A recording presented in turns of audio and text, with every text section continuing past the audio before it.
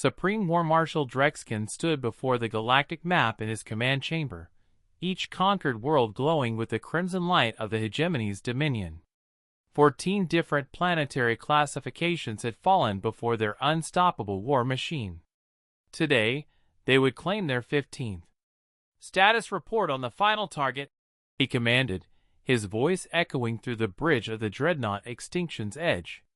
Fleet Admiral Vorthak stepped forward, his battle scars telling the story of 1,000 conquered worlds.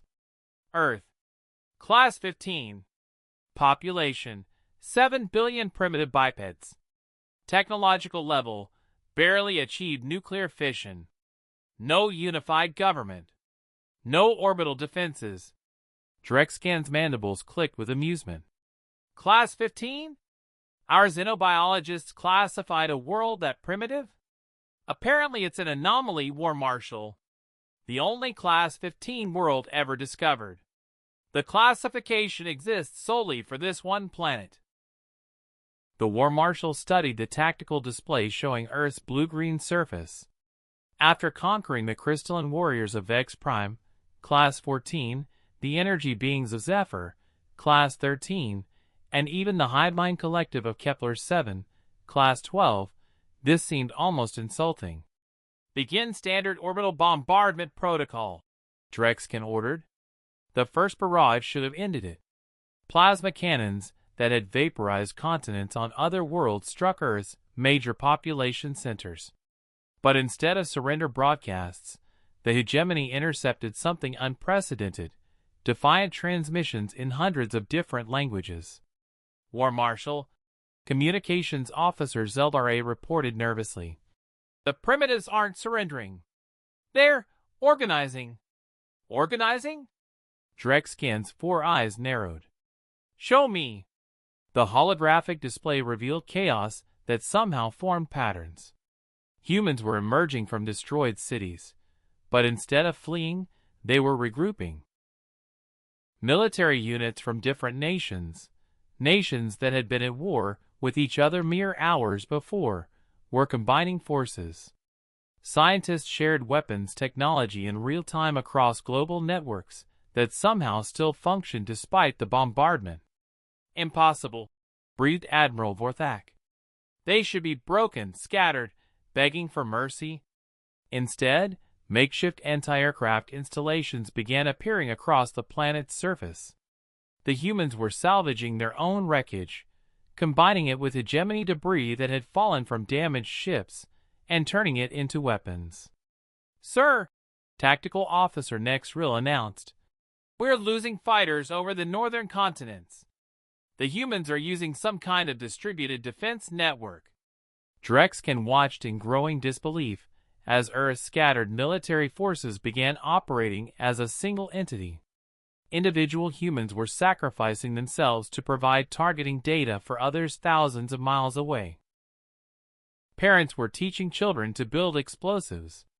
Civilians were charging armed positions with nothing but improvised weapons, and the kind of determination that belonged in nightmares. "Phase 2, he commanded. "Ground assault."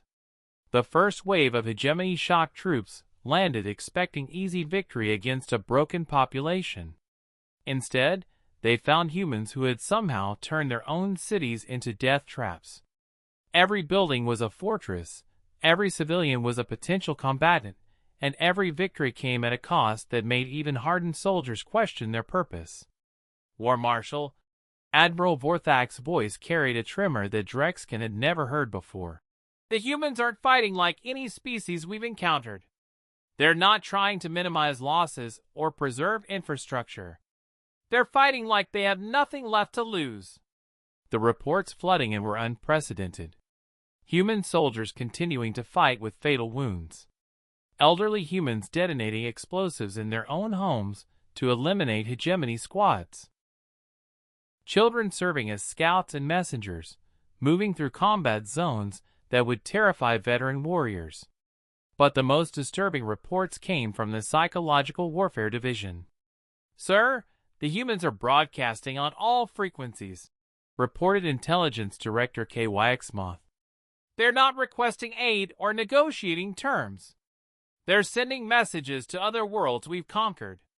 They're telling them how to fight us. Drexcan's blood ran cold. In 40 years of conquest, no species had ever thought to warn others. They fought for themselves, died for themselves, and accepted defeat when it came. But these humans, they're calling themselves Earth, KYX continued. Not by their individual nations or tribes, but as one world. And they're promising that if they fall, they'll make sure the galaxy knows our weaknesses. 3 months into what should have been a 3-day conquest, the hegemony faced something it had never encountered. A species that fought harder the more hopeless their situation became. Every human death seemed to strengthen the survivors' resolve rather than break it.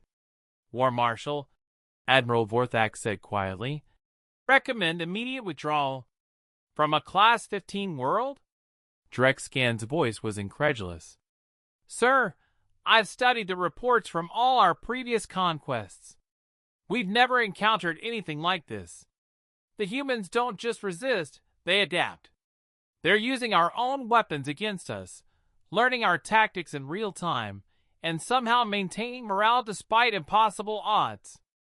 Drexcan stared at the tactical display showing Earth's surface. 40% of the planet was devastated, yet the remaining population fought with increasing effectiveness. They had somehow reverse-engineered hegemony technology in months, created unified command structures from chaos, and turned their entire world into a weapon. Classification error, he muttered, finally understanding. This isn't a Class 15 world.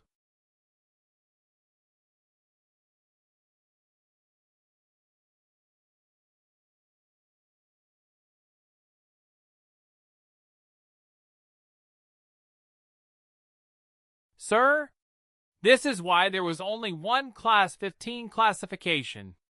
Earth isn't primitive, it's the training ground for the most dangerous species in the galaxy. Every day, every generation, they've been